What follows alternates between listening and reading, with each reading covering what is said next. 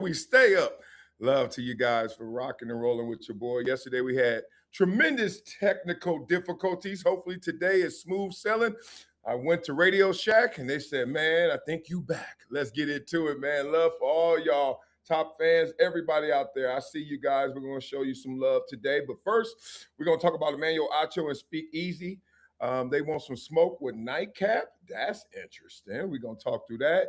ESPN's its response or lack of response to Aaron Rodgers calling them out on McAfee's show, their partner, their own show. So we're going to get into that.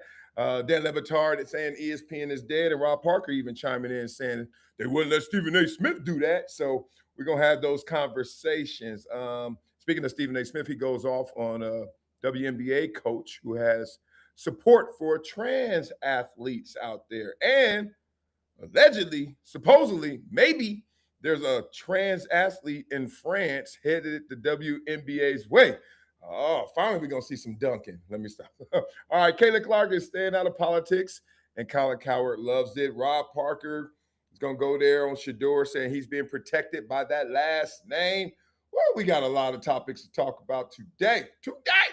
Love for you guys. What y'all up to? Tell me how it's going out there in the streets as we prepare for an amazing show. We got a gang of topics. We got KD and Klay Thompson talking that talk, going back and forth a little bit at it. Le Batard and Dan Patrick talking about the state of sports media, etc. You know we got a lot to talk about, and we're going to do it. But before we do all of that, let me catch you up on what's up with me. I'm on a mission right now to get this belly going. How do 51-year-olds get rid of their belly? I know how, too. I got to fast. I got to get these bugs out my belly. I got a gang of bugs in my belly. I guarantee I got a gang of bugs in my belly. Yeah, them peptides. Any of you guys on peptides, let me know if them peptides is really working. People tell me that they work, and I'm like, really? I don't know about all that, but I got to get some of them peptides. A lot of people want to talk about the peptides. All right. Other than that, I'm good, man. I put that on the hood. I'm good. I'm in the lab, just, getting everything going, man.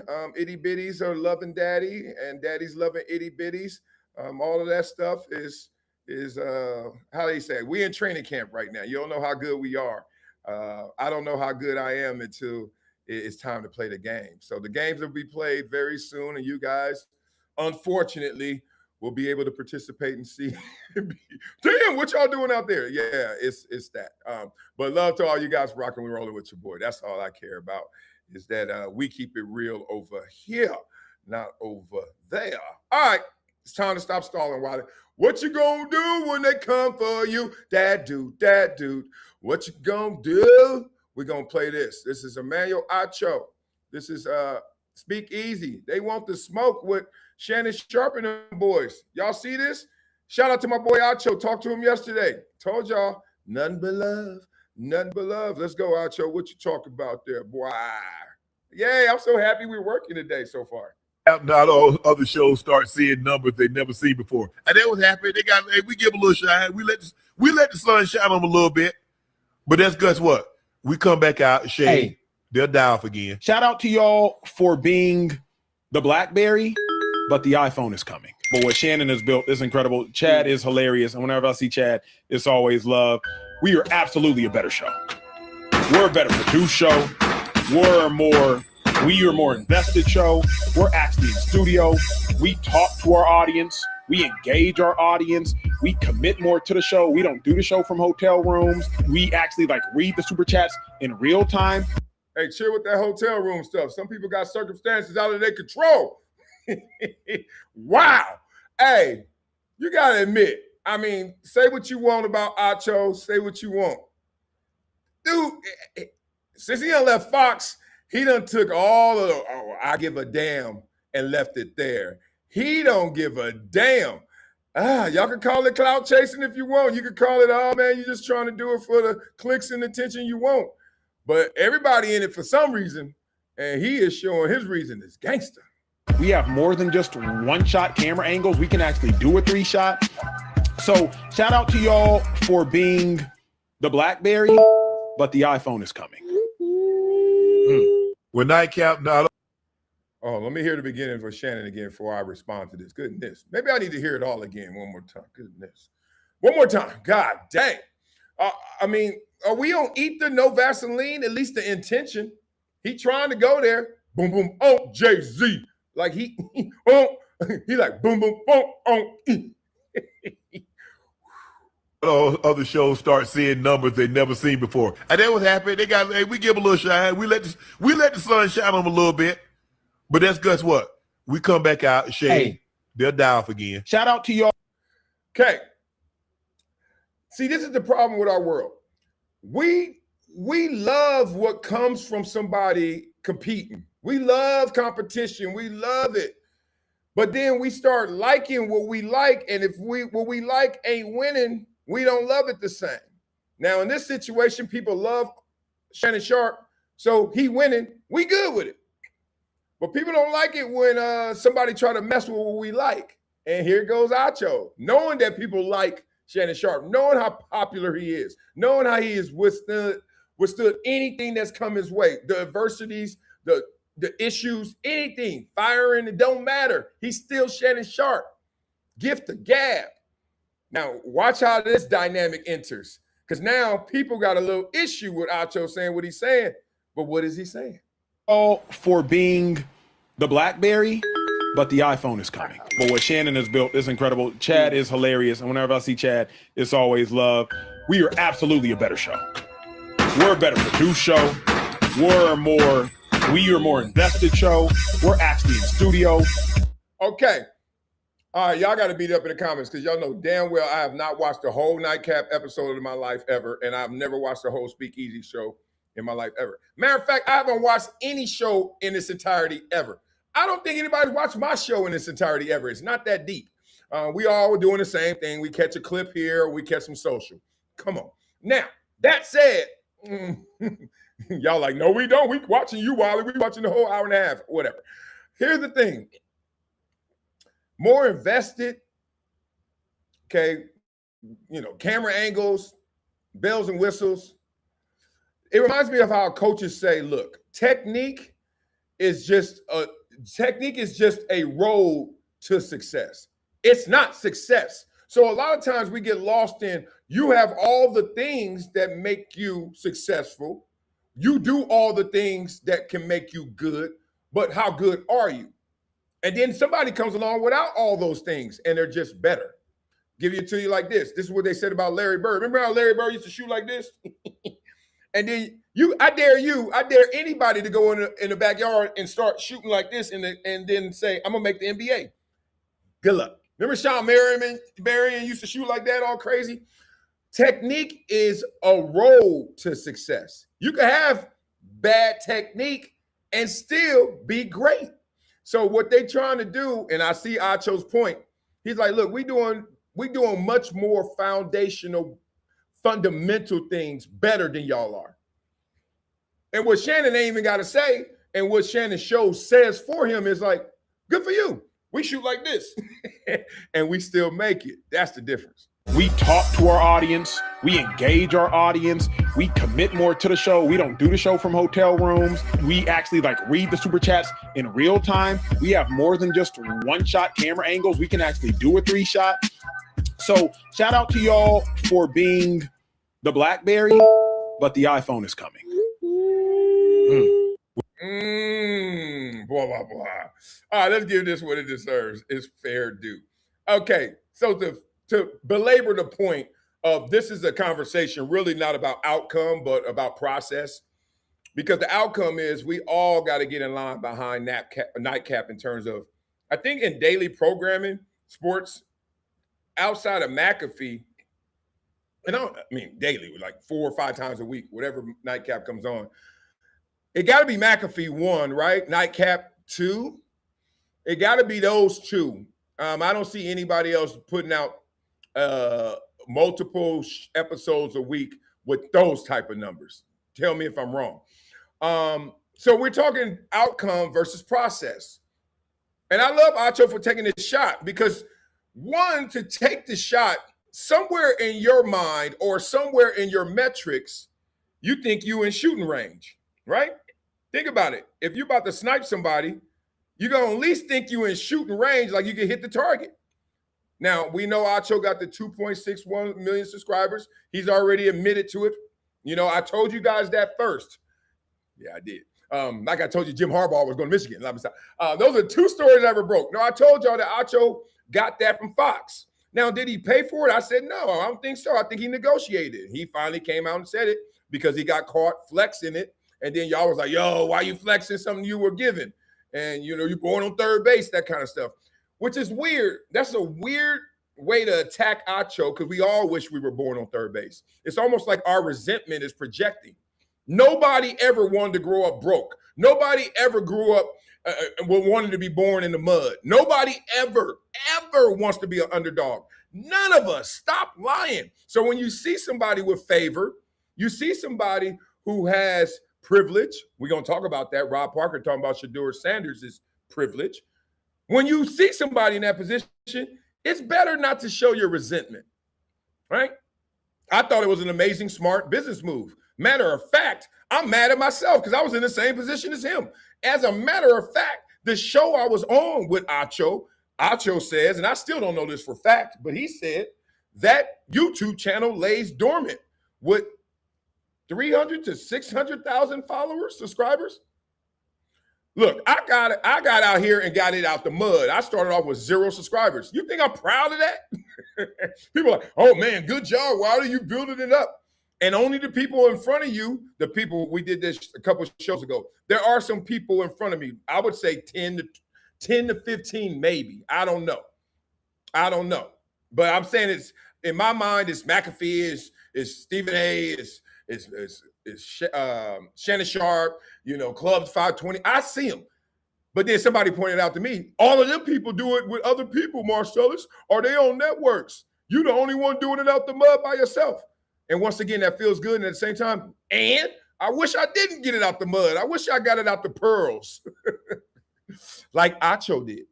So Acho's taking this shot. His shot is not about outcome yet because he ain't there yet. He knows it. He knows he can't even fake it, even though he has big numbers that he inherited and that he's working to support. You got to think about it. 2.61, and it's not dropped. I know a lot of people clown it. 2.61. As soon as you click on that and you realize that's not what you subscribe to, a lot of people opt out. A lot of people unsubscribe. A lot of people. And think about it, it's 2.61 million. So a lot of them, hundreds of thousands probably, just say, man, peace. This ain't what I signed up for. This ain't undisputed. But guess what happened? He also must have gained some because the number stayed the same. Somebody took the stopper out the bathtub. You know how it is when your little itty bitties go in there, run your bath. Okay, daddy. They run in the bath, and then they just be like, this is cute. And all the water start coming up. Somebody did that to their channel. Yeah, as soon as you got it, that happened. But guess what also happened? Somebody stopped it and said, turn the faucet back on. They turned the faucets back on. SpeakEasy versus Nightcap, better show. One, it doesn't matter. So who cares? That's like saying, it's almost like the Austin Rivers conversation of like, he was the #1 player in high school. And I thought, salute. He was a top player in college, going to Duke, you know, salute. But then you get to the pros, it's like, nobody cares. You could go to Columbia and be better than somebody. Nobody cares. That's why everybody was saying, Shedeur, chill, dog. 5th round, don't matter. The best player ever in the NFL is GOAT with a 6th rounder. So nobody cares. I don't care which show is better. I know which one is doing better, right? I want to do better. I don't care about you saying I am better. What does that mean? That means you like ketchup on your tacos. You don't. But I love that Acho has this spirit, and I've been watching it and witnessing it. And we chopped it up maybe a few months ago about his new spirit because he was questioning me. And I think a lot of people questioned me. They was like, Wiley, why did you turn the spotlight on sports media more so than just sports? And I said, because everybody was talking sports. And frankly, I'm not built to talk sports because it's not my deepest desire. My deepest desire is not did he get a first down. I don't give a damn if he got a first down, really. I don't. I used to play I used to be a running back in college, and I used to have to get first downs. I used to do that. I used to stop people in the NFL from getting first downs. But you think as the world turns, I give a damn about a first down? But I do care about people. And I do care about how it felt when you put that helmet on, how you had all of those thoughts that range from, I'm about to destroy these fools today, to, man, I don't really want to do this deeply because I know it's going to hurt. I'm already hurting here. My hamstring already sore. I'm bleeding over here on my right arm. Damn, Mom's was tripping this morning because I didn't get enough tickets for her and the fam. I thought I did. Wow, it was a lot of traffic. Like normal human elements, but I'm still about to put this on and destroy this food. Compartmentalizing to the fullest, right? So I talked to Acho about his newfound spirit. And I think it's because Acho went through a metamorphosis of he wanted to be so big and popular and great. He wanted everybody to come along with him on the ride. That's why he had uncomfortable conversations. He wanted everybody, even the people that were adversarial, even the people that we were scared of, even the people we had fear of because we had no knowledge of them. All that. He wanted the whole world to come with him. And that's admirable. But then you start to realize everybody ain't coming with you no matter how you feel. I had to learn that the hard way too, because I like people. So I want everybody to rock with me. Then I realized no matter how you roll, everybody ain't gonna rock with you. Then you say, funk it, and let me do me. And that's where Acho is right now. Funk it, let me do me. Why I can't take a shot at the king? Why not? If he the king, it ain't gonna hit him. If you the king, ain't gonna hit you. But if you not the king, I don't give a damn who you are.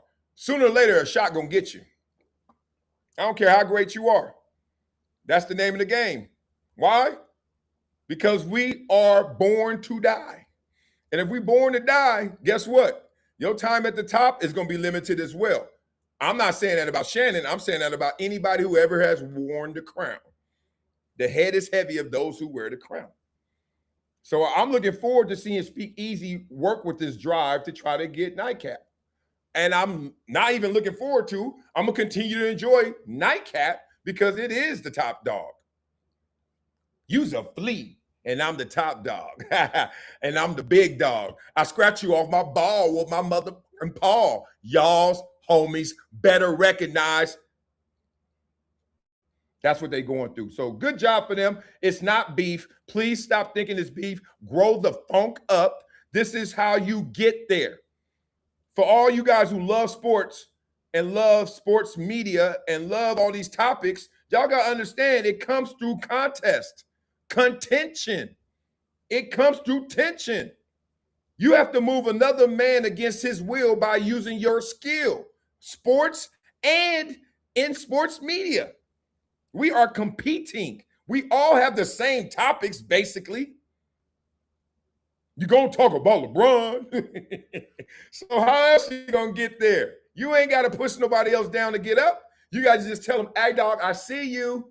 I see you. And if I see you, I might can get you. So beat up in the comments. Let me know what you think about Emmanuel Acho coming at Nightcap. Does it make any sense? Interesting. He took some shots. I felt all them shots too. First of all, I'm in a hotel room with a one shot. I ain't got no multiple cameras. Now, On the Rocks, the other show that we were going to bring back this summer, but now it's going to be probably this fall. I wonder why, Wiley. That has multiple camera angles and all that, podcasts, all that stuff. Yeah, give people variance. Don't act like Shannon don't have Club Shay, which has different, elements. So I'm borrowing from Shannon. Shannon has his own individual show. Then he has his group show, et cetera. Then he's now producing other shows, right? That's how the game goes. Beat up in the comments. Let me know what you guys think as I show y'all some love, top fans. Stomp! Stomp is back. And you know that he can never be whacked. What's up, Stomp? All right, big dog. All right. I don't know what's going on with your schedule. It just happens your schedule started to get a little weird as my life got a little weird. I don't know if that's weird or not. Stomp like, whatever. Sin here is in the building. That's my dog. I don't know what Sin here does. You know what Sin here? Sin here might be my cousin or my brother, my lost brother I didn't know I had. Because I see him every day. We chop it up every day. Dan Fan, Mike, Garden Hire. Love to all you guys. Let's keep it going. Keep the energy going. Sin here, send me a super chat. Let's go. That dude, is Acho issue he's not from the culture? Like if you wasn't from Compton, we probably wouldn't be here. Really? P.S. Stomp back. Stupid. Oh, great question before I get to this. Let me get to this. Acho, not from the culture. Look, he's Nigerian American, right? He's born in America. He's born in Texas, but he's Nigerian. There's always that debate, and there's a good debate to have about people who can play both sides. So Acho has the benefit of being Nigerian. The benefit, I say, is because their culture ain't playing. Say what you want. Like if we rank in culture, see, this is when people get sensitive with me, and I just be like, all right, don't ask. I always tell people, don't ask a question you don't want to hear the answer to, because you're going to hear my answer. Nigerians, their culture in terms of education, socioeconomics is better than Black Americans. It is. It's just simple. The numbers speak for itself, but more importantly, if you've ever been in their culture, you realize it's a lot of pressure. Now, the Nigerian kids don't like it, but I tell you from a Black kid experience, we need to borrow some of that. You know, it's like saying, like, all right, give it to you like this. Education. Just think in education. Asian Americans, Asian culture. You want some of that? Hell yeah. Okay, Indian. Like, you want some of that? Hell yeah. Like, everybody can borrow. See, we got to get out of this fear or why are you dissing us? Because, look, we're ranking, BCS rankings, socioeconomics. Nigerians destroying it. I've seen studies, I've seen statistics. They're number one. Number one. You know why? Because their parents be like, you're going to graduate. You're going to become a doctor. You're going to do it. I can change my accent. You're going to do it. Ocho, you're going to do it. Simple as that. And if you don't do it, oh, there's hell to pay. So he has that as his foundation built up. Then he also has, oh man, 9 out of 10 people before they know me probably just think I'm a normal Black American or African American, whatever the hell they calling us today. So that's his benefit.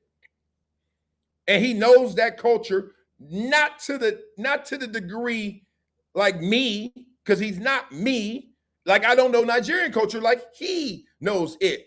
But just think about the best of both worlds he has. So that's where it goes.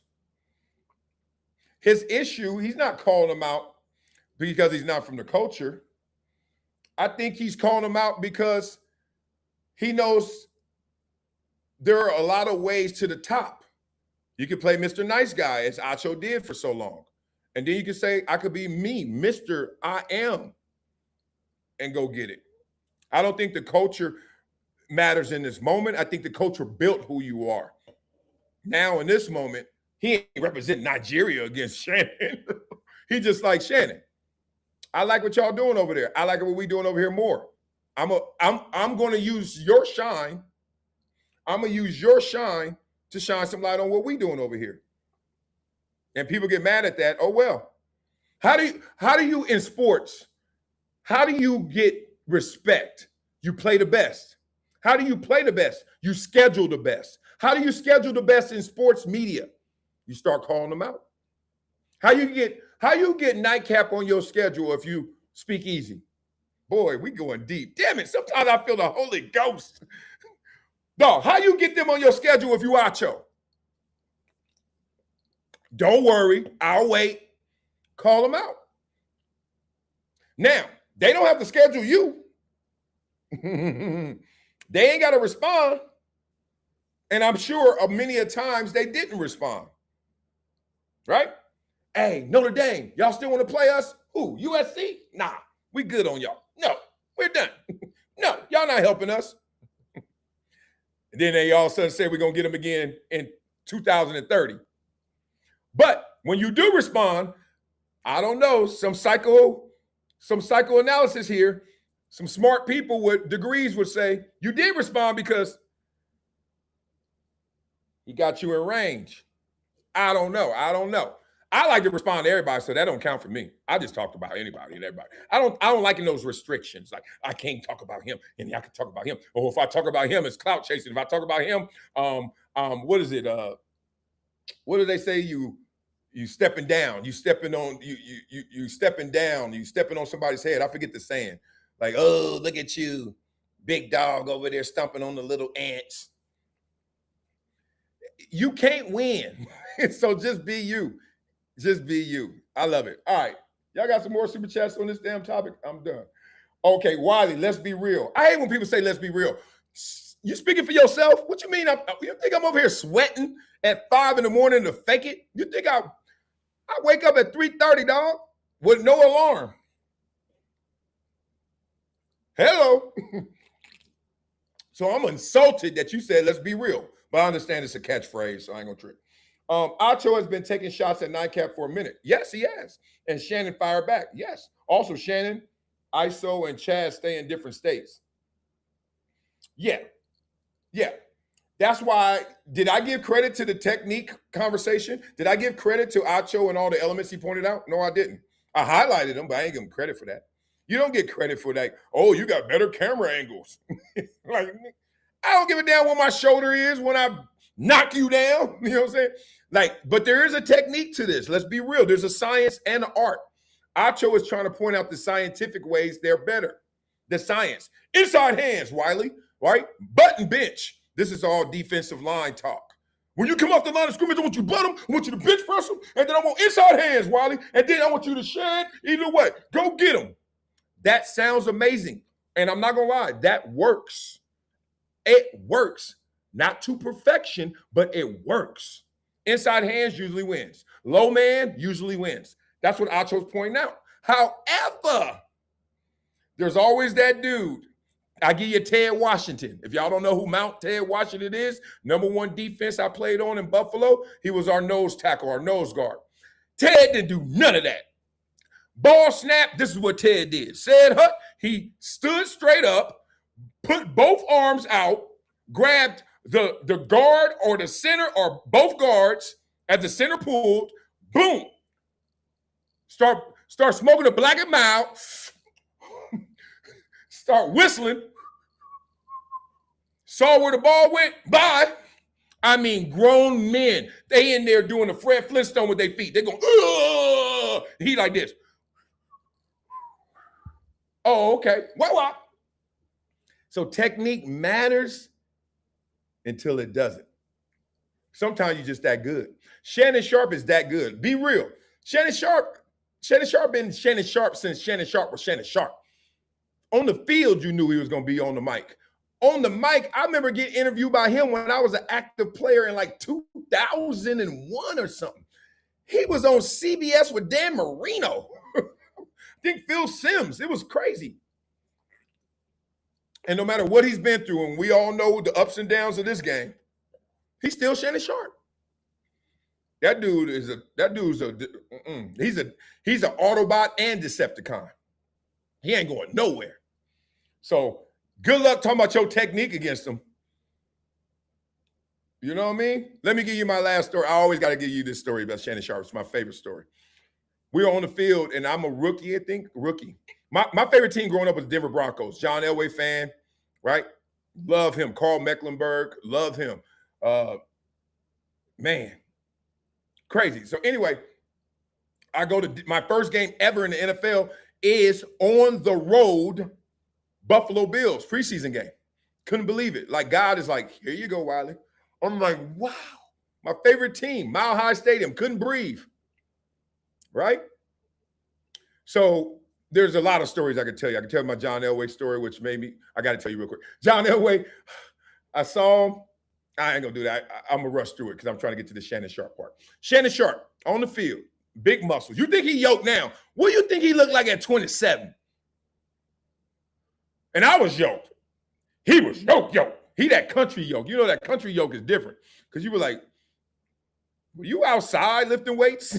like, were you in some fields lifting weights? Like, were you lifting machines? So he a tight end. I'm a DN. We got to go to war. And I remember, he used to put his hand in the ground all light because he was a passing tight end, but he also could block. Man, that dude one play did some little thing, and he grabbed me. My arm got through here, and he locked in like UFC, and he locked in on that big old bicep, and my arm was stuck. And I was like, get my arm back. And it was a run play, and he just jogging with me like, He like, sorry, Rook, it's all right. Did his homework. He knew I was a Rook. He knew I was going to put them hands perfectly inside, right? He like, he all giggling. I'm like, whatever. You fast forward, it happens again. He said, oh, man, stop being so mad. Stop being so mad. Stop being so mad. He's like, young man, Rook. He said, stop tripping. It's all about the M&Ms, money and memories. Went back to the huddle like it wasn't nothing. Fast forward, they won a Super Bowl that year. They won a Super Bowl the next year. I ain't feel so bad, right? But that technique, big, young, fast, strong, me, Marcellus, technique. And Shannon like, how that technique look, boy? How them camera angles look now, boy? Huh, Acho? How that show look right now, huh? You just want to see these numbers? About to go win another ring on your head, huh? Let go. I think that brought it home. I love both, though. And Acho, my dog. Y'all decide that. Y'all beat it up in the comments. All right, let's get to this. Let's keep the show going, Wiley. Keep the show going. Keep the flow going. You already know it. I'm all here on. You know what I'm saying, baby? Come on around, lady. All right, we got to get to Aaron Rodgers and ESPN's response to him calling out ESPN on McAfee's show. Godly. And boy, did he do it. Like, people can't believe, like, he went there and y'all let him go. I ain't gonna lie. When I saw him on the show going in, I was like, God dang. We getting away with a lot now. Oh, my God. So with the first video is going to be... we got Rob Parker's response, we got Levitar's response,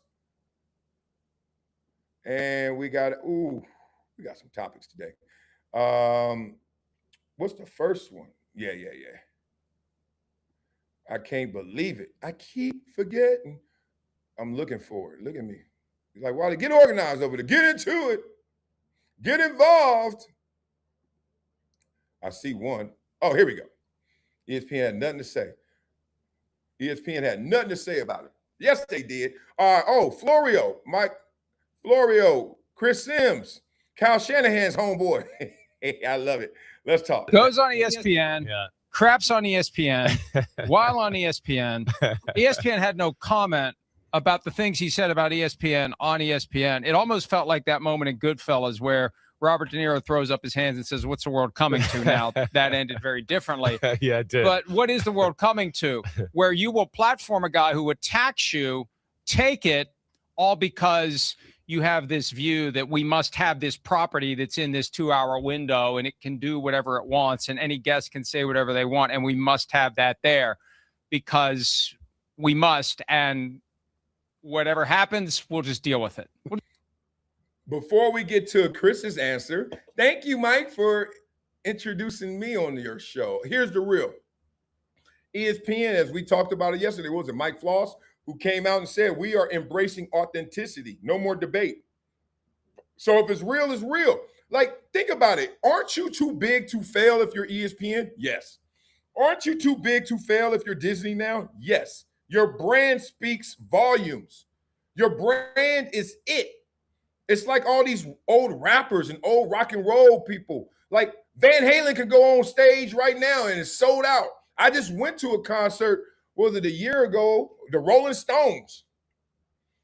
I don't know when the last time they put out an album. Who gives a damn, right? I just went to Lil Wayne. Lil Wayne did put out an album recently, but that ain't why I went. Went for the old stuff. So they too big to fail now. So I guess in this mindset, why not embrace authenticity, even if it's against us? Keep it real. Just deal with it. It'll be fine. Attack us. It's fine. We got no problem with it. Bring it on. And it'll be interesting to see if he's on every week this season. Because remember, last year he didn't do it at all. And I think that's because Mike Tomlin may have said to him at some point, probably not a good idea to go on there and just press play on whatever you may be thinking every Tuesday and creating potential distractions for us. I wonder if that was a little preview of a return of these Tuesday visits as he embarks on his last year in the NFL. I hope he's so. gonna disappear. I hope so. When this season's I'm over. rooting for it. I hope Good he for is. Damn, business. McAfee, if you need a few extra dollars for me to throw at Rodgers, I'll do it. I'll do it. I mean, might as well. It's last year. Go out with a bang, Aaron. Screw it. Screw them all. The hell with it. Go for it. I'd given up on trying to talk sense into him, and I know you know what I think of him, especially in his prime and all of that. I don't know if he can change as a player from what he is right now to get back to that. I'm very skeptical about that. He doesn't seem like he's going to change with this. So let's go out. Last year, this is it for him. 18th hole. Just let it all fly, and we'll have plenty to talk about every week. You and I, we'll have a blast with it. Huh. Blah, blah, blah. Look at me. See, this is how people read into things. Like now I'm looking at Chris Sims with everything he said. I was like, what you talking about? Oh, man, you took care of Shanahan. Like, that's how I'm thinking about it. But in all seriousness, one, nobody's going to return back to their prime when they're nearing 40. Like, even LeBron's not returning to his prime. It's like in track and field. In track and field, at the end of every race, including the 100 meters, you are slowing down. The 200 meters, you are slowing down more. 400 meters, you're slowing down. 800 meters, you probably never ran as fast as you could have, but you were rolling. They call it a sprint now. Point being, it's about who slows down the slowest. Who slows down the slowest? That's what looks like fast when everybody is slowing down. We preaching today. So here the thing is, Aaron Rodgers ain't gonna never be Aaron Rodgers, peak Aaron Rodgers again, because he ain't supposed to be. He's slowing down. You want to know who made sure that happens? God. Who, whatever you want to call your talent maker. I know what I call him. God.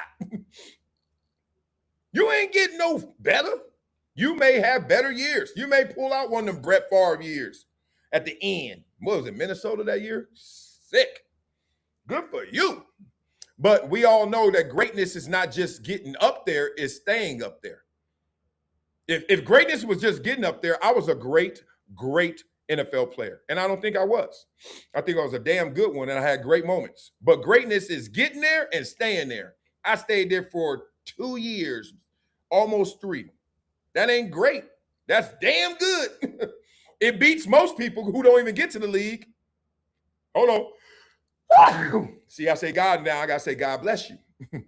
That was a big one. You can see it coming. Boy, ain't no better feeling. Well, there is a better feeling. Other than that feeling, there's a better feeling. When you feel that tingle, you about to sneeze, you be like, yeah. Aaron Rodgers ain't getting back on the field like that. No, but this is what's beautiful about it. You ain't got to be great. You already done greatness. He's already solidified as great. Now, can you remind us of how great you were? Yes, you can. Howie Long broke this down. He said there's 2 elevators. When you start off playing ball, when you're 21, 22, NFL, your physical elevator is up here.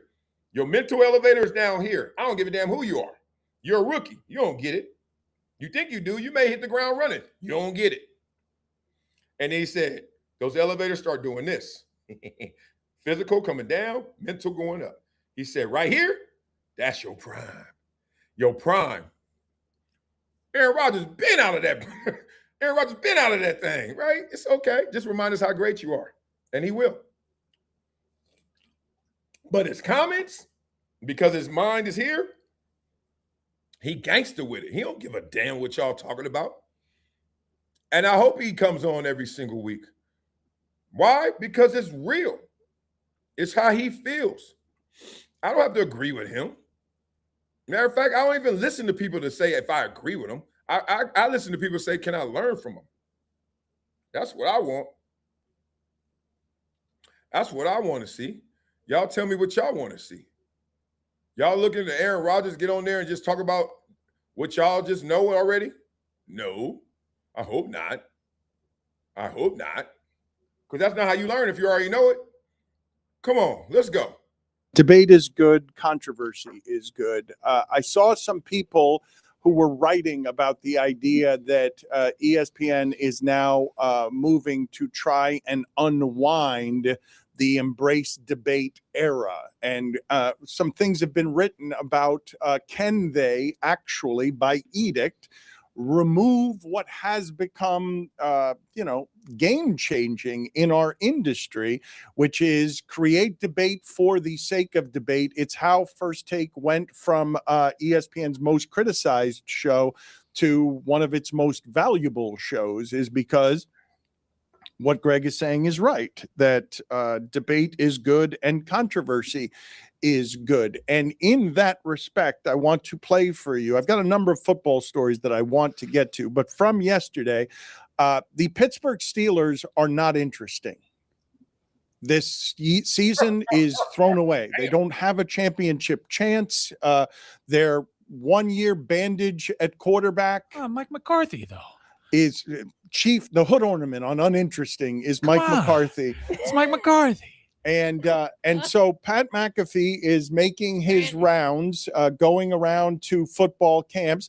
And if you're going to Steelers camp, you're going to talk to Aaron Rodgers. And I'm actually, when it comes to Aaron Rodgers, I am grateful that there is a quarterback that is willing to go outside of the confines of all of the boring that quarterbacks give you. I think that the most interesting personality at quarterback who isn't Aaron Rodgers publicly is probably Baker Mayfield. You know what is interesting about what he's saying? And let's be real. I think this is how society gets robbed. And this is what I've always noticed, and we talk about a lot on this show. It's weird, especially as a man. You're told you're not valuable until you achieve. Right? And women tell you that too. Women will pick a successful man over somebody who is of better quality and character or any other attribute. But if someone is successful, they have entree. They get to have whatever they want, right? You could be a fat, short, ugly billionaire. Oh, I bet you he got a dime piece. Guarantee it. If he want it, right? So you get so much access with success. But as a man, you're doing all that stuff. You're trying to climb the mountain, trying to get there, and you finally get there. And what happens? This is how society gets robbed. You get there, and you become a prisoner of your own success. You get tired of being sued, tired of being lied on, tired of false allegation, tired of people always playing with your name. Tired of always being in headlines because you got something, you got clout. Tired of people always trying to get your money, always borrowing money, always asking for money. Can't go nowhere. Always getting attention and all this. Like it turns on itself. And next thing you know, the people who are at the top chill out, detach from the world. I'm not contributing to you guys. You guys beat me up every time I try to tell you the real. So that's what happens in this world. It happens with quarterbacks. It's the same thing. Quarterbacks are special. They've always been special. There used to be a quarterback club in the late 80s, 90s, early 90s. Quarterbacks had their own marketing arm of the NFL. Marino and them boys, Elway and the boys, we ain't getting the money them fools get. We quarterbacks. And it comes with a personality as well. We ain't doing what they do. We ain't doing every interview. I ain't just talking to y'all about what I feel and what I dealt with. I'm not telling you. So then they get closed off. Quarterbacks are boring. They're not really boring in real life. They're boring as a brand. They become too big. They don't want to contribute. They detach. And it's part our doing. The people who are not up there with them, ripping them apart. That's how it goes. So when he says Aaron Rodgers is one of the few that has a personality, I don't give a damn. I'm not going to be a prisoner of success up here. I love that. And that's real.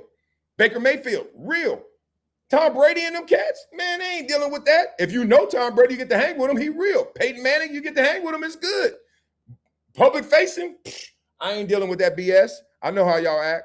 I don't know, like just in terms of personality, in terms of how he's creating headlines, they all try to avoid headlines, right? And so listen to parts of this exchange because I don't want to get into the all of it, but from the question to parts of the answer, I want to ask you guys a couple of questions off of this. Can you tell us about the mindset of coming into your last season? Like, that's a real thing, it feels like, because is everything better? Is everything funner? Is everything more awesome? Like, how do you kind of view this year versus maybe the years of the past? I'm going to plead the fifth. Okay. Okay. Like Gotta love that guy. Okay. Like that absolute coward, Tony Fauci.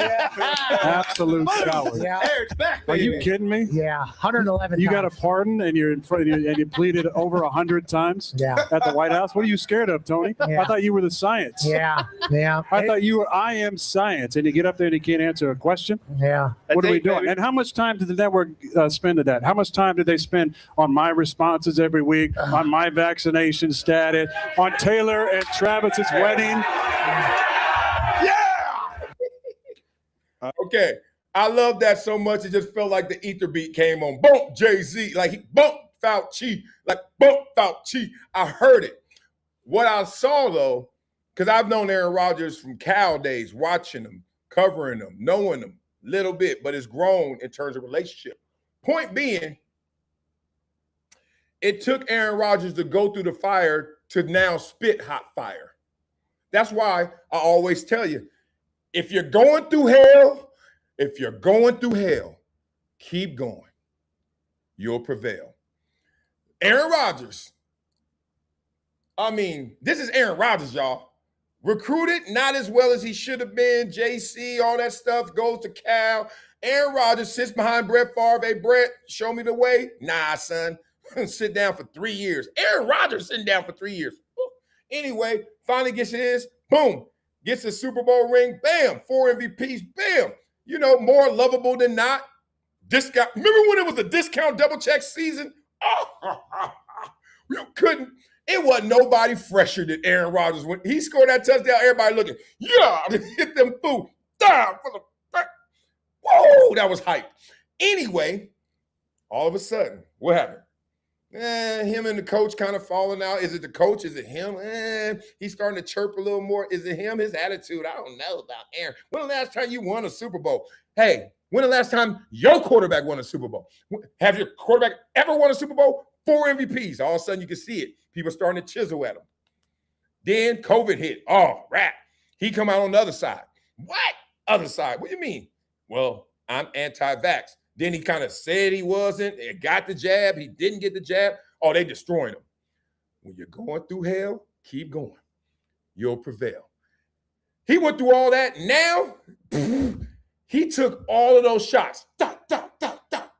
Denzel at the end of training day, but he lived.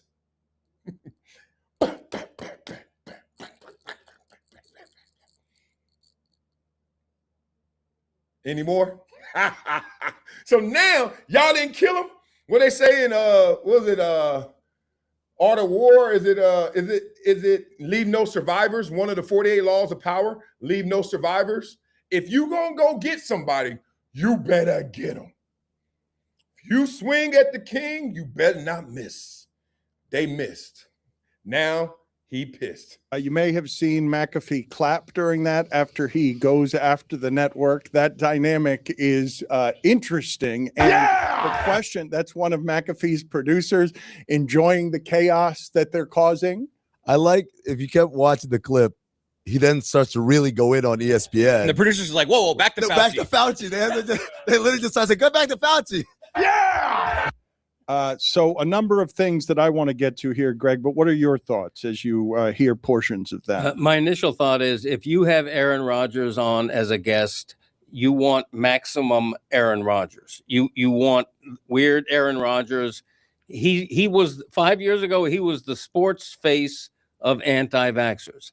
And so the idea he would make fun of Fauci is not surprising. I didn't find that a particularly entertaining exchange, but it seemed like maybe the crowd did. Somebody else, some coach, opened a press conference with the Fifth Amendment joke. Taking the Fifth Amendment is perfectly legal in America, and it's not supposed to imply guilt or imply you're hiding something. You're allowed to plead the Fifth Amendment as a parenthetical. But you know, his job is to have on guests that are interesting to people. If that does good ratings, if that does good numbers, then it's a good interview. Okay, I understand what he's saying. And you know what? My heart is with what you're saying there, Greg. because it's almost like when you settle, like in settlement, whether it's Colin Kaepernick or anybody that settles, there's an implication to it that doesn't really align to what settlement means. Settlement doesn't imply guilt. Settlement doesn't mean I did it or I didn't do it. It just means I'm tired of dealing with it. And people don't take it that way. They take it like, you settled. That means something. No, it means I got enough to get rid of this thing. Shut your mouth. How many days am I going to have to fill out all of this paperwork, all these questionnaires, all of this damn, what's those things they send you, DocuSigns? How many times am I have to click on that damn yellow box? Shut the shit. This is BS. I hate it. I'm tired. I got too much money for this. I want to go on vacation. I'm tired of being talked about. Settle. Get out of my face. I told you guys, one of my good friends, his wife is a lawyer. And I remember when I was talking to her, I said, oh, yeah, you're a lawyer? Who do you work for? What law firm? How many last names on your law firm? She was laughing. She was like, no, I work for Facebook. I said, oh, really? You're a Facebook lawyer? She's like, yeah. I said, who are your clients? She was like, just Facebook. And I was like, that's it? She was like, yeah. She's like, we get sued every day.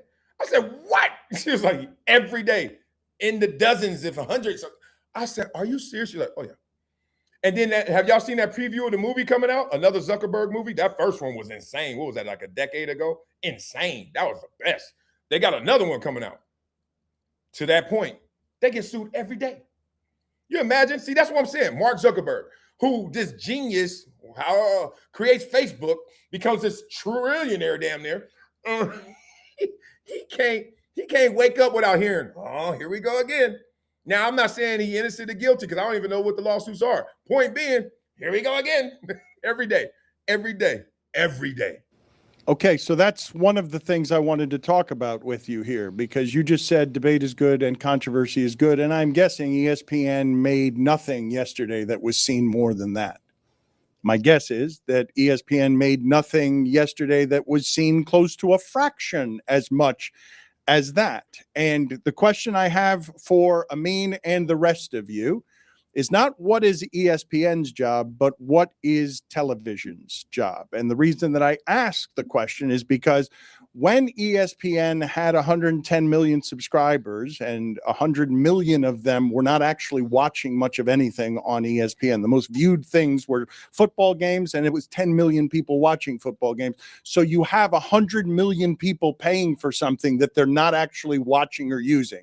It's a bulletproof business model. And when you have that business model, you can play around with the making of things, with formats, with movies, with 30 for 30, because you've got such an excess of money that you can play around for that. But this is a more desperate time. And I believe that the job of television is simply, and it has no greater responsibility than what it is that I'm saying. If you're cable television, network television may be something different. The job of television, first and foremost, is get your attention. Yeah. Keep your attention. Those are the jobs. That's not the job that ESPN necessarily signed up for. They wanted to do journalism around that. They wanted to feel like newspapers felt, where it's not just that we're going to give you the stuff that you want to read. We're going to tell you what's also important, how to think about things. We're going to give you information, yes, but we're going to create a hierarchy so that we're telling you what's important. The most important thing now is just get the eyes, correct? Is there any other job that television has now other than just get the eyes? Well, it's easy to say that now, even though this is real-time analysis by Dan and his astute analysis. But now it's so easy to see now because attention is currency. And how do you know that? Because everyone is competing for eyeballs, because there's independent space, there's cable, there's network. Like, how do you get someone's attention, which is just totally asteroiding, if that's a word, asteroiding our attention span? I've noticed it with myself. I do not watch TV series anymore. I think the last one I watched was the one about them doing like murder detective in, no, it was the one where Jason Bateman was in. I forget the name of it. This is to my point. It was insane. And then the first episode, he was on the roof, and then all of a sudden he got caught up in some like drug dealer cartel stuff, and he had to run with the family. And then Ozark. That's the last series I think I've ever watched. I can't. You want to know why? My attention span has been disrupted because of all of this media, social media, linear, cable, movies, COVID. I get it when I want to. We all are spoiled. I didn't grow up on no on-demand society. I grew up where, hey, if Sugar Ray is fighting tonight, you better be watching. That's the only thing that's constant. You know what's changed? All the shows you used to watch to see if Sugar Ray gonna fight tonight, how Sugar Ray's gonna fight, how's Hearns and Hagler and all them gonna look. All them shows, now I ain't gotta watch them shows. I can check out the clip later. Oh, okay, that's what they think. It's a whole different animal. Attention is currency. Attention is currency so much, we are losing those who seek attention. I give you one example, marriage. Y'all like, Wiley, you gonna talk about marriage right now? Hell yeah, I am. Marriage, divorce. There's all this divorce. It's divorce season. What's happening is attention is taking people's attention away from their intention, their relationships. Because everybody got another relationship on their phone. Everyone's dating their phone too. Y'all all having threesomes. That is so funny. Everybody having threesomes now. You want to know why? Because you are with them, they are with you, and then y'all foursomes. I forgot. You got yours, you got yours. Come on now. Come on now. If we were to really go through everyone's phone, group text included, oh, you in trouble already. You and your boys' group text is gang related. It's silly. It's crazy. All them pictures, all them color comments, off color comments. Man, anything that start off with man, look. You know how many times you go on your phone, man, look. Just type in your phone, man, look. That's not a good text. It's not going to help you in court, right? So the point is, everybody is dating their phone and the person they with. There's a viral Kanye West clip that when I first heard it, I was just laughing. Now I'm dying laughing. He said, Instagram got your bird. Instagram got your bird. Instagram got your bird. He ain't lying. You know how many people I know, I mean close to far, that are dating Instagram, that literally will go to eat, literally go out, and the first thing they doing, and I've been guilty of it too, but this is what they do. This ain't, I've done it before. No, this is what they do. Food got to eat first. Drinks got to eat first. Where I'm at eats first. What? We ain't enjoyed nothing. Everything is set up. Everything is manicured. Then we get to enjoy it. Oh, can we eat now? Yeah, oh, okay. What's up? What's going on? Wait. Okay, ready? Drinks in, drinks out. No, do it again. Girl, I'm trying to eat and drink. Drinks in, drinks out. Go. Attention is currency. So that attention, that desire for all of these followers and subscribers to love on you is slowly asteroiding the love you desire from that person right there. It's real. I asked, was there ever any other job other than get the eyes? Isn't that like that? What like we all circle jerk to ratings. That's just eyes. That's a fancy way of saying eyes. The ratings have never mattered at ESPN. They've been the worldwide leader, whether they have the ratings or not. Well, you asked me about television. You didn't ask me about ESPN. If we're going to ESPN specifically, it didn't matter because, again, to remind everybody, for decades of cable and satellite TV bills, there was a hidden fee in there that was mandatory. The moment you had the most basic cable package that was anything more than broadcast networks, you paid an ESPN fee, whether you watched that thing religiously or you never even heard of sports. And that was what made them the most profitable arm of the mighty Disney Corporation, more than the parks, more than the movies, more than the merchandising. Anything you could think of. Well, what about this? Cruise lines, whatever it is. ESPN was number one cash cow because rain or snow, the money came in regularly. And the thing that killed it was people saying, I don't need cable anymore. Cord cutting killed ESPN's profit printing action. And so as a result, now it's like the ratings do become meaningful because now you have to earn your keep. You have to attract attention, whereas before the attention was already monetized, even if no one turned it on. So it was baked in, blah, blah, blah.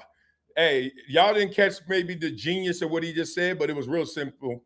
That's how ESPN was baked in with the money, baked in with the attention, baked in. It was just already coming. And then when cord cut happened, then you had the choice. You had the election. You had to pick. And people stopped picking it as much because people weren't even on cable as much. That is dead on. Dead on. He broke that down to the very last compound. Real spit. So now, let's get to this last element of this, because I love me some Kelvin Washington, my guy, and Rob Parker, Columbia's finest, talking about it. Hey, I get it. They're in bed with Pat McAfee. They accept this. He just sits there and allows people to come on. It's mind-boggling to me. I just don't.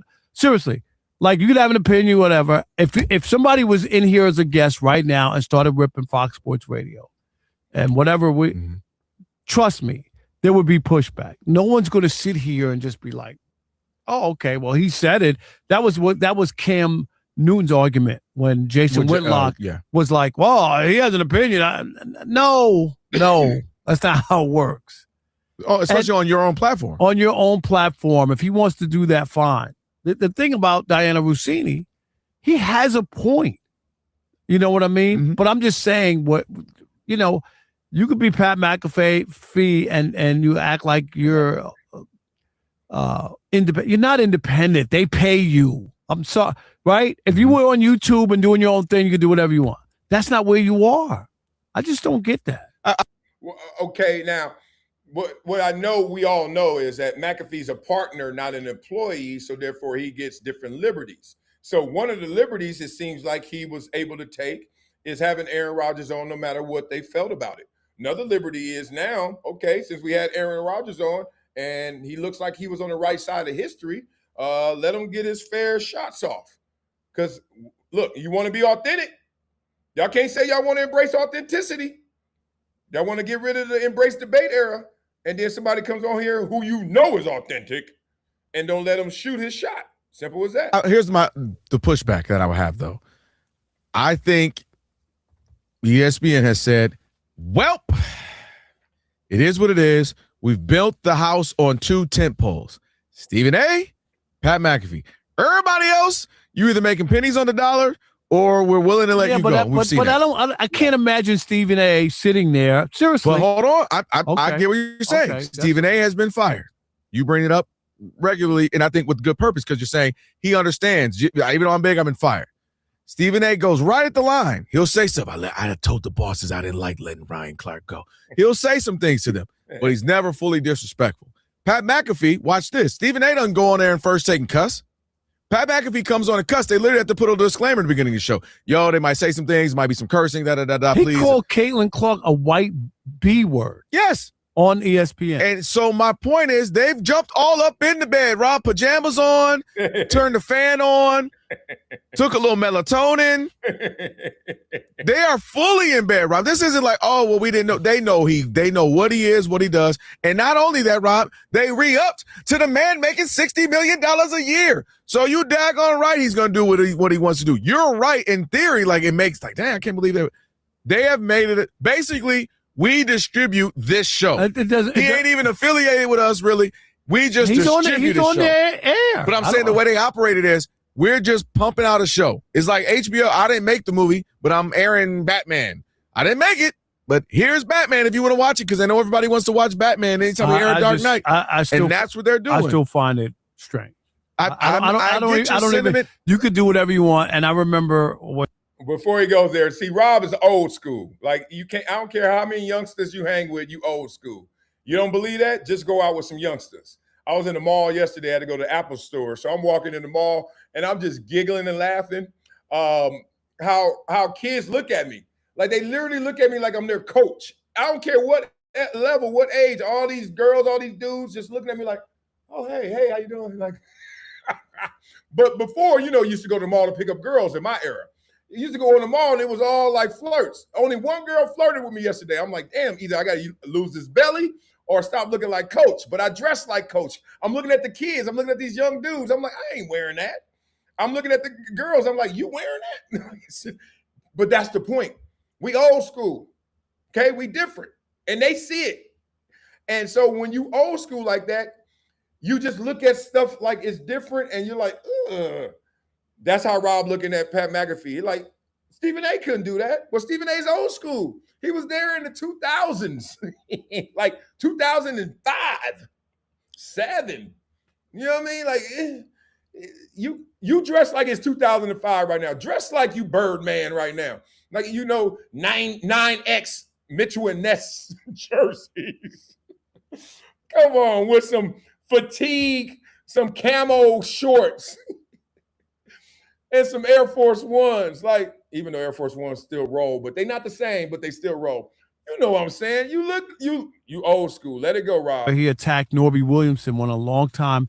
Guy worked almost 50 years, 40 years or whatever, and called him a rat on the air on the show. And Norby was still there. I thought, like, the same thing. I'm not saying, dude, you could have that kind of stuff. That stuff is usually not left for somebody to come into on your platform and then trash your platform. It's just weird. Right. It's just weird. Right. We're going to stop right there because we're giving it enough. We'll part 2 this because there's still some more Dan Le Batard and there's still some more meat on that bone. Ooh. See, we used to play a game. If you guys rock with me for a long time, Max Kellerman and I, we used to play the ooh game. It wasn't pause, and I don't know why we didn't do pause, but it was the same thing. It was like, ooh. So instead of saying pause, because I got to admit, even pause make me feel like a little kid, like a teenager. But when you say, ooh, you feel a little more adult, a little grown. All right, beat up in the comments. Let me know what you guys think. We ain't done.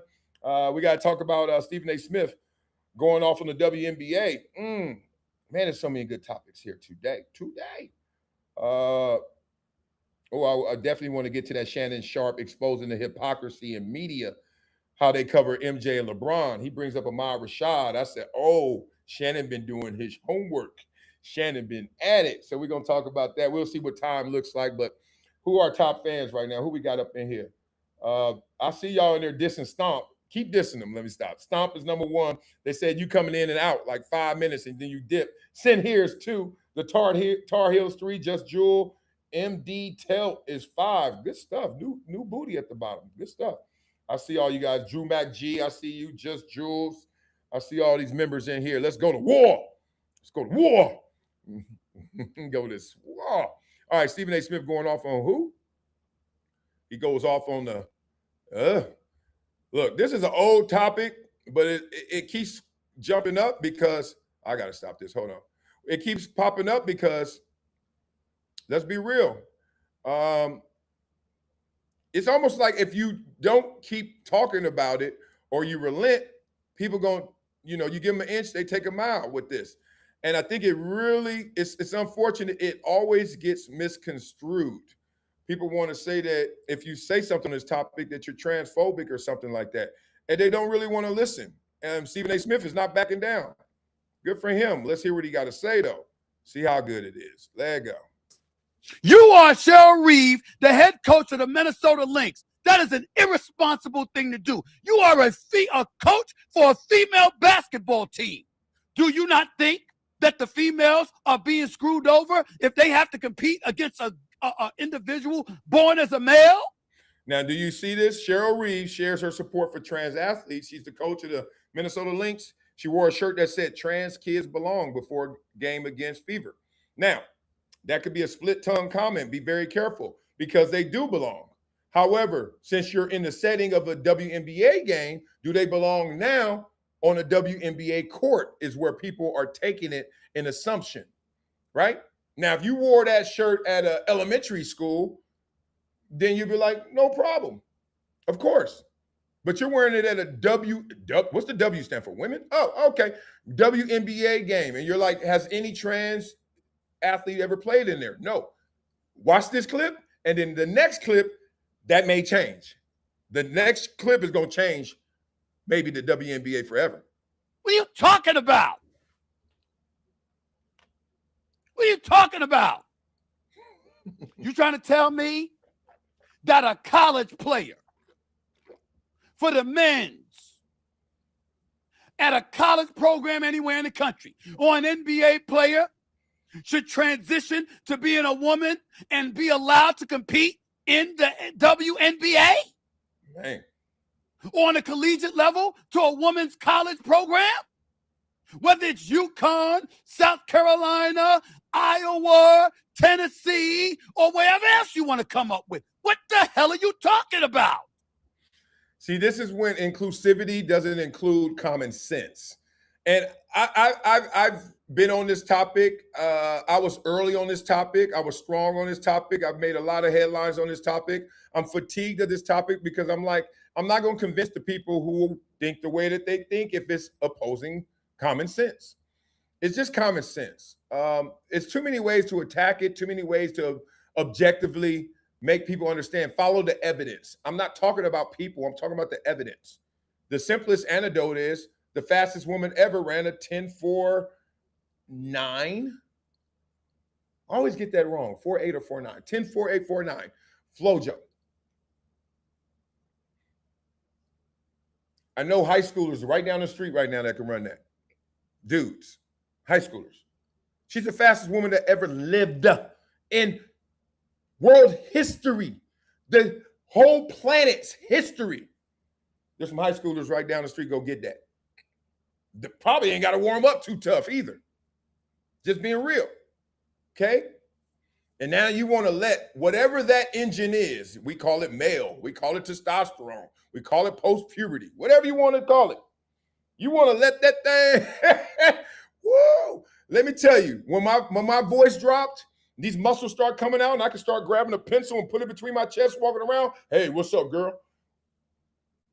My sister used to beat me up all the time growing up. Brother's sister beat up. You know, she didn't put hands on me like go to school to black eye, but she ran the house. Don't cross that line, brother. We shared the same bedroom. I couldn't cross her line. She was in the back of the bedroom. She's like, if you cross that line, don't play with my radio. And every time I would do it, she would know it. She would mark something that she could know I touched it. Oh, she boom, right in my chest. You know when that stopped? I think 13, 14. You know why? Testosterone. You know what I did? One day she hit me. I grabbed her arm and I'll say, sister, stop. And she was like, what? And she's trying to get her arm back. I was like, no, stop. She was like, oh, this boy got strong. This boy got strong. End of that, she stopped putting them hands on me and stopped playing like brothers and sisters do. Man, we different, dog. It's amazing. It's amazing.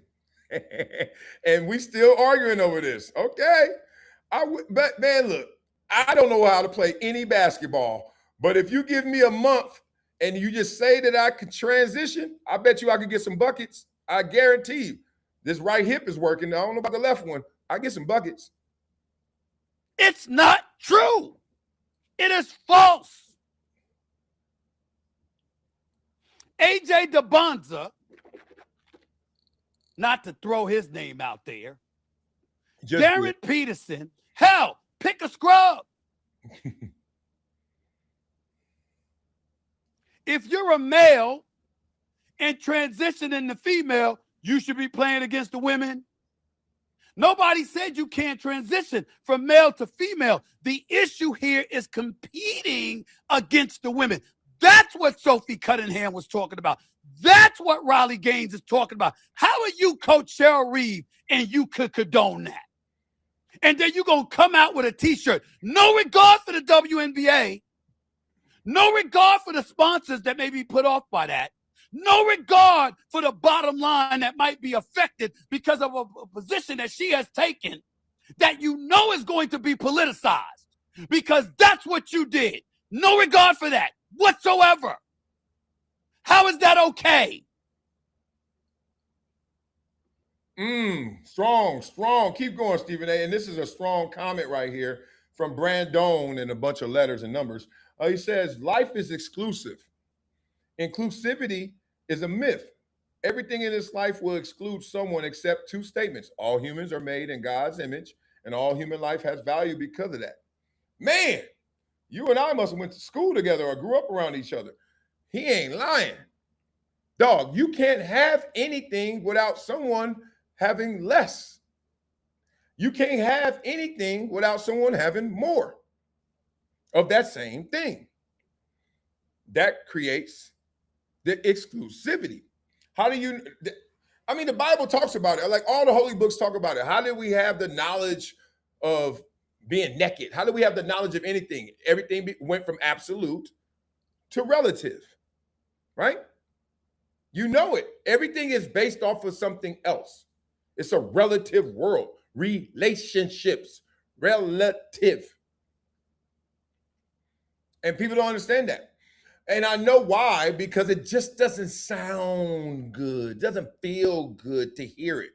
But most things in this world worth doing, if you had to just base it off of how it sounded, how it felt to endure that, you wouldn't do it.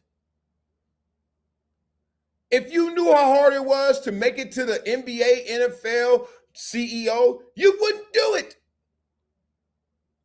That's why I always say, never think about what you have to do. Only think about why you're doing it. Because if you think about the what, you get overwhelmed, you get discouraged, you stay in the bed, you don't do it. You don't go to the gym every day. Why? Because you're thinking about what the gym entails. Oh, I got to get up. Oh, I got to drive. Oh, I got to go downstairs. Oh, I got to get up. Oh, I got to go work out. Oh, it's going to be a long time. Oh, it's going to hurt. Oh, why are you going to the gym? Oh, because I want to look better. I want to feel better. I want to be better. Get your ass up then. Simple as that. How? Because your spirit and your soul told you that's the right thing to do. So bump how it affects the collective brand of the WNBA and how they may be frowned upon by half of America when you need all the support that you can get in building your product is exceptional, as the league and these young ladies playing in the league have done in building the sport all of these years. And you just gonna come out there and wear that shirt. Okay, I love this. Something just entered my head, and I don't want to put it on Stephen A., but like he didn't want to put it on AJ DeBonzia. I'm just saying it because right now it hit me. I remember when we were talking about this years ago, and it wasn't this kind of response from people with platforms like Stephen A. Smith, and it also wasn't that kind of support where coaches were wearing shirts like this. You know what makes me mad in this world is when people sit there on rocks, knowing what is and what's not. What's common sense, what's not, what's real, what's fake, and they don't say it with their chest. And they just let it go until it gets to a point where either A, the temperature cools, or B, you're going with the now flow, the mainstream. Oh, it's flavor to say this now. How about when it's not, and you know it's not, and it's still the right thing to say? Aaron Rodgers feels that way about the vaccination situation, even though he waffled in the moment, right? At least he entered that moment. At least he entered that arena to challenge. There's a lot of people, and I'm not saying Stephen A. Smith because I don't remember where he was on this 3 years ago, whatever it was. But there was a time where don't say anything against it. And I know I did, and I'm not the only one. But the point is, how many times does that happen?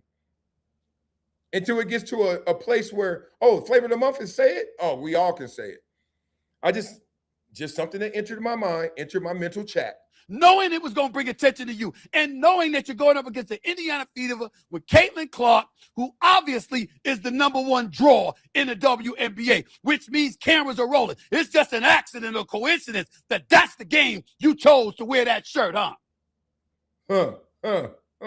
This is the bullshit. It's the selfishness. Get him, Stephen A. It's putting yourself before the betterment of the whole. Oh, And it's creating a case that doesn't exist. To the trans athletes out there. Oh, let's go. People are not against you like some people may lead you to believe. There's a lot of people that are empathetic and sympathetic to the challenges that you face. Mm-hmm. And are God-fearing individuals who wish you no harm. Facts. And want you to live your best life. Just live. They want you to do whatever you feel is right for you. But it can't be at the expense of young ladies born as girls, raised as girls, evolving into women,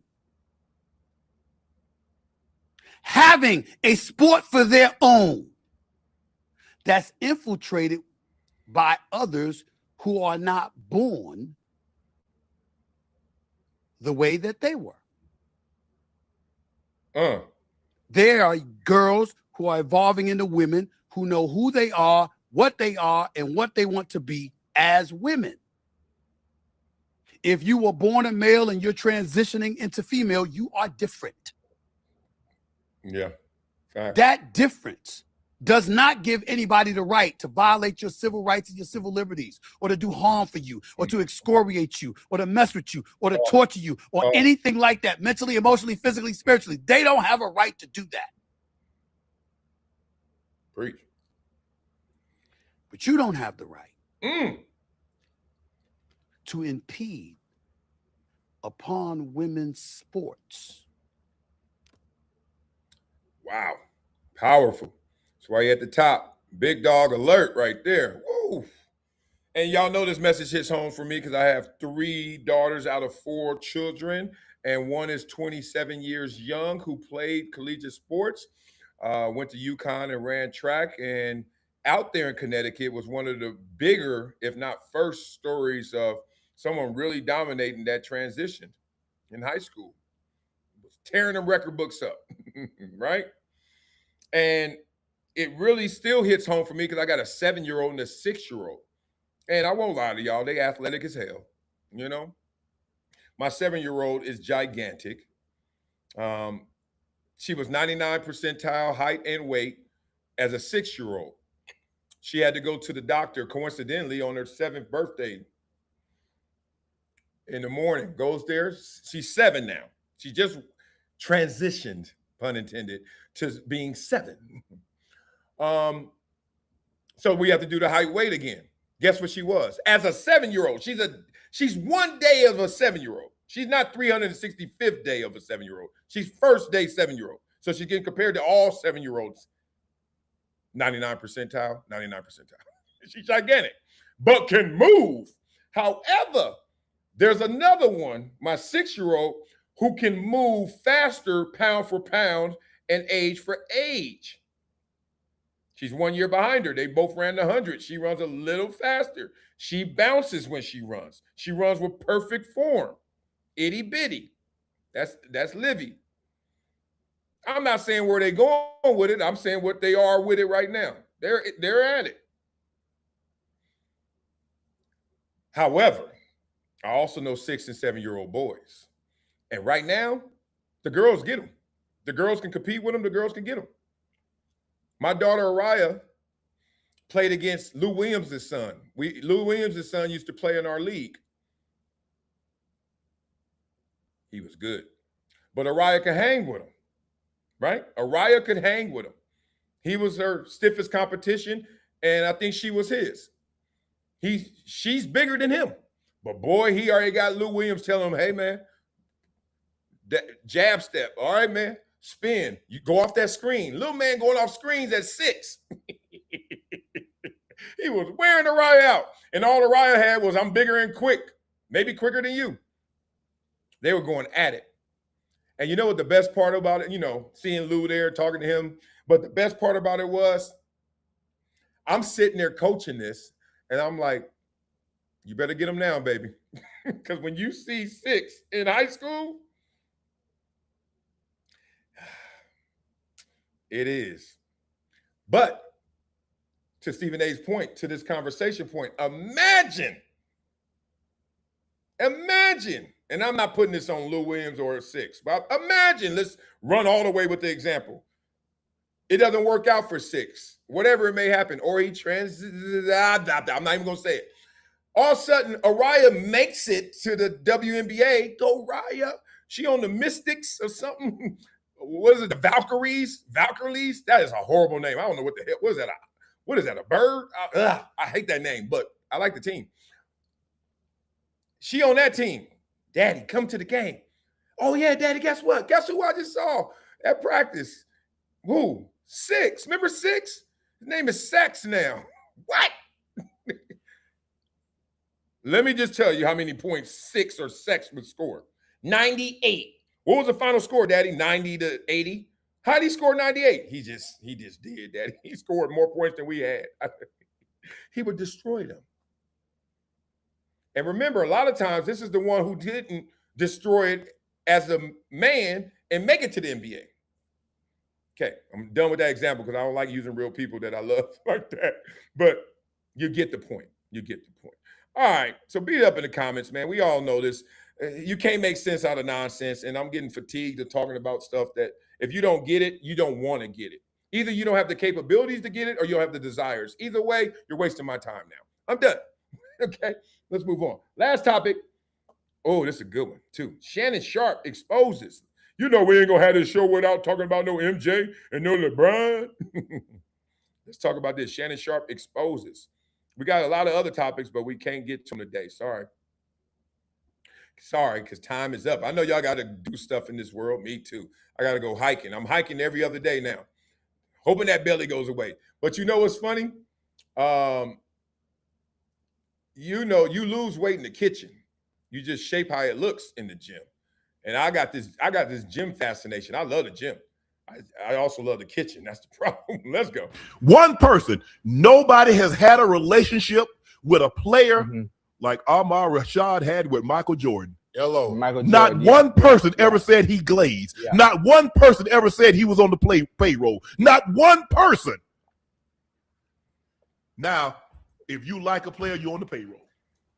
Tell me what they said in that chat. Hey, and it's because how we ingest the information and how we see everything. And today, the media is different. It wasn't that much damn. You couldn't only see that on the Amar Rashad show, or you know what I mean? On the Sunday game of the week. You know what I mean? Now we ingest so much, bro. Like and I feel like media is at an all-time high with a lot of former athletes, you know, giving back. That's a good thing, Joe. No, it is. I know it. That's what I'm saying. So many more, because there's so many more outlets, Joe. There's so many more opportunities for you to get revenue.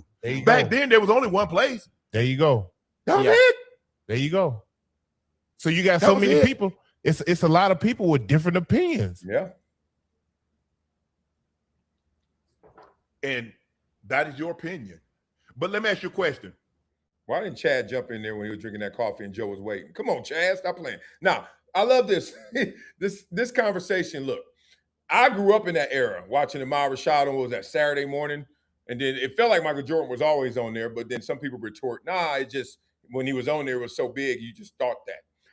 I don't have the exact facts, figures on that, but I do know that they had a special relationship.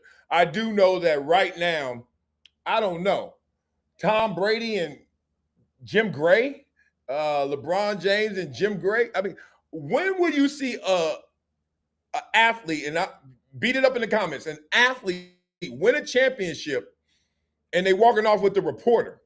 Now, Ahmad Rashad's not a normal reporter. Don't forget he played in the NFL, right? Don't forget he was a baller. So maybe that's why it's like, you blurred the lines, dog. That's why we could. But imagine LeBron win a championship and he go off with hugging Skip Bayless. First of all, it wouldn't be Skip, right? It'd be Stephen A. Oh, it can't be Stephen A. either. Who would he hug? Nick Wright. He's just like, Nick, my Nick. It wouldn't happen, right? When did this? So what were Michael Jordan fans called? Were they called fans or were they called stands? What was Kobe fans called? Were they called fans or they called stands? What was Magic Johnson, Larry Bird, Hakeem Olajuwon, Charles Barkley, Dr. J? What were their fans called? Were they called fans or were they called stands? Joe, I throw it to you first. Nah. What were they called? Fans or stands? Yes. Yeah. They were called fans. Yeah. I got it. I got it. Hey, Ocho, what do they call LeBron fans? Okay. I mean, obviously stands right now. You got to understand culturally, the lingo has changed since then. So back then, Larry Bird, Michael Jordan, Magic Johnson, they had fans. Now, we've ushered in a new generation that has changed the way we talk. They changed the dialogue. Oh, I know what it was called back then. They weren't saying nobody, Talk you to me. jocking that man. Get out that man jock. Oh, no. That go back way back. So, okay, I'm glad you said that, Ocho, because you said the lingo changed. Yeah. So back then it was called Yes, sir. jocking. Yes, sir. So who said you jocking Jordan? Who said you jocking Kobe? Who said you jocking Magic or Larry?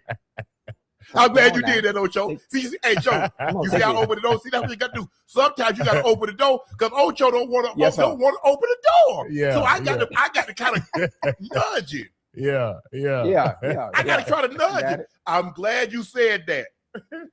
Yeah. That's all I'm saying. You can look, bro.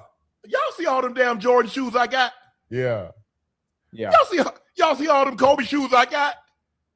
I love them all. I do believe I can appreciate LeBron. I can appreciate Kobe. I can appreciate Jordan. I believe that.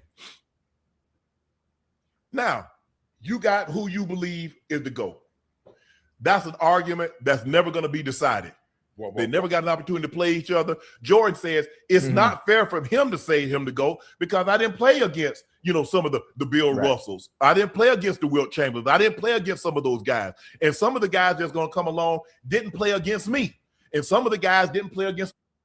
It's not even a GOAT conversation no more, right? It's just about what you like on your tacos, ketchup or salsa.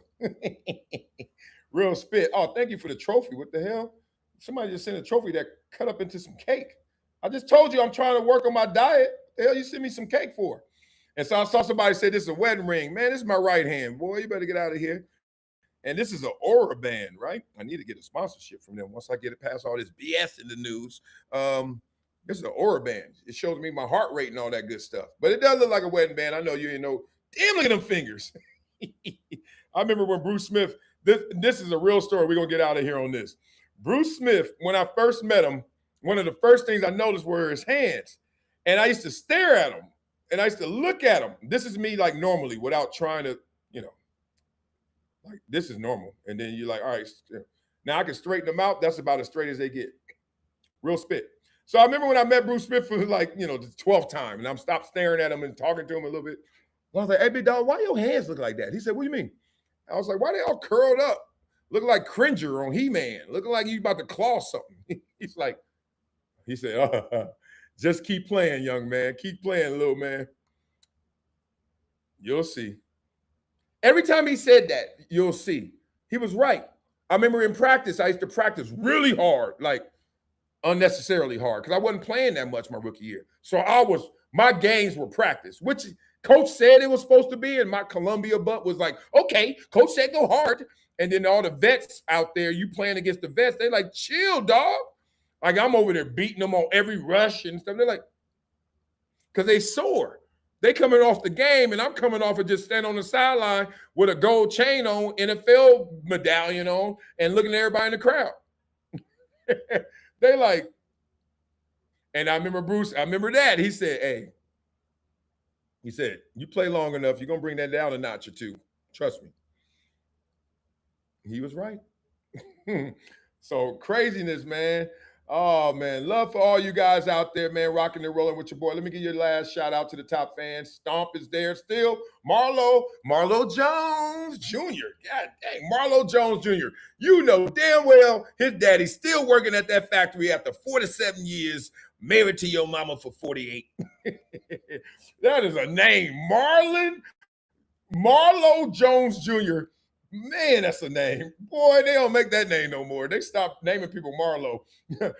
Just Jules, Sin here, and the Tar Heels 5. I love that name, Marlo Jones Jr. And now, your lightweight champion of the world, Marlo Jones Jr. And his daddy over there proud. That's my boy. That boy good. That boy good. He good and terrible. He ain't fought nobody. Oh, I'm being silly now. Love for all you guys, man. I got to go hike. I got to go hiking. I got to get it in. I got to lose this belly. Help me. I see Drew Mack in there talking about carnivore diet. You ain't lying. Once I eat carnivore or keto, I guess, same thing. No, it's love. Somebody just knocked at my door. I hope they understand what this is. Do you hear that? See, I'm a peaceful guy, so not going to get no response out of me. Please don't knock again. Oh, they're really there. They must got the strap.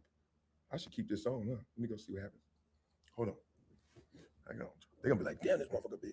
Ooh. Hello? Knocking on the door too hard.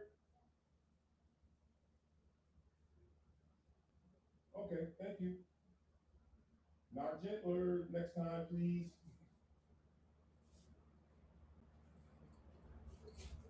Look at me learning. Damn, you hear that? I had to learn. I ain't open the door. There was a lady out there. I said, nope, you ain't sending me to jail again. Nope. I ain't do nothing this time. I kept the recorder on. Damn it. Why didn't I do this in Orlando? I would be so much less headache. Anyway, see how she was trying to get me? See how she be on the door? See, and then look, if I open the door and then all of a sudden she's like, God dang. She's like, and then all of a sudden she go downstairs and tell them, and then they call the police, and the next thing you know, he was upstairs, and all I did was say, excuse me, sir, I barely knocked on the door. See how I'm saying? That's how it goes. Too late. Learn. Never. I learned, but learned a little too late. Sometimes you ain't got to do nothing and everything happens. Love for you guys, man. Peace to you. She over there like, shut up. That means we had a good show. All right, we did. Love for you guys. Have an amazing day. I still will. About to go to the hike, go to the canyon, and I'm gonna eat carnival. Let's go.